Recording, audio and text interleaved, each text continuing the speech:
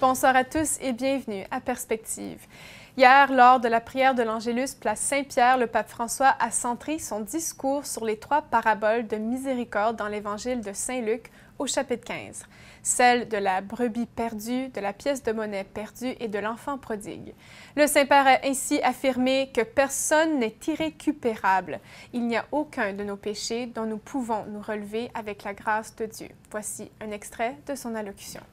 Dieu attend toujours que nous nous remettions en voyage. Il nous attend avec patience. Il nous voit alors que nous sommes encore loin. Il court à notre rencontre. Il nous embrasse. Il nous donne des baisers. Il nous pardonne. Dieu est comme cela. Notre Père est comme cela.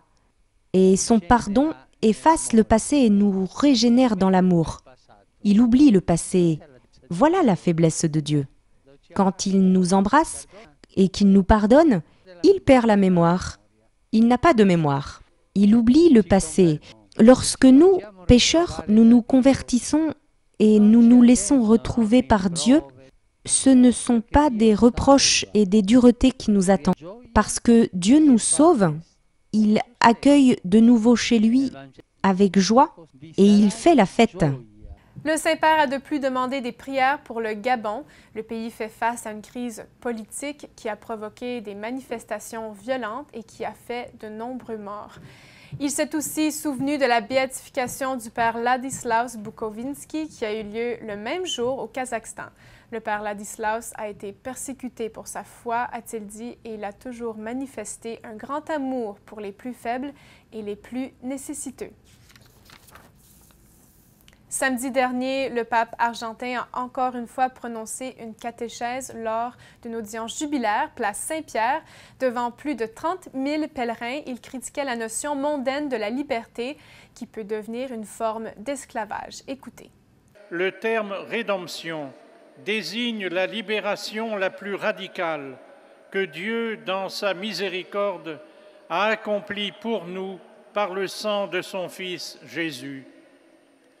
L'homme d'aujourd'hui s'illusionne souvent sur sa propre liberté et il s'imagine pouvoir se sauver seul alors que nous avons besoin du secours de Dieu.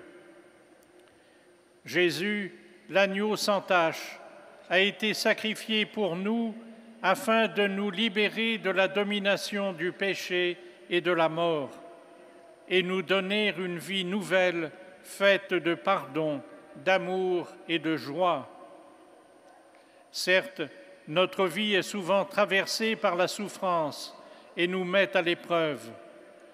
Mais nous devons alors fixer du regard Jésus crucifié, preuve certaine que Dieu ne nous abandonne pas.